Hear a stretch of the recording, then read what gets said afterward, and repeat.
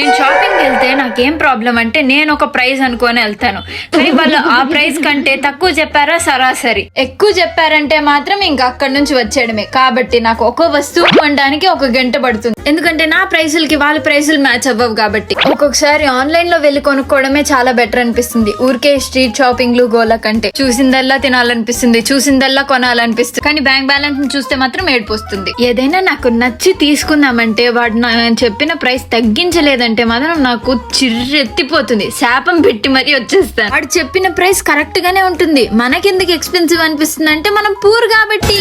కొన్ని వస్తువులని చూస్తే ఫ్యాన్సీ స్టోర్లు ముఖ్యంగా ఇప్పుడు కూడా ఇవన్నీ వాడుతున్నారా అనిపిస్తుంది.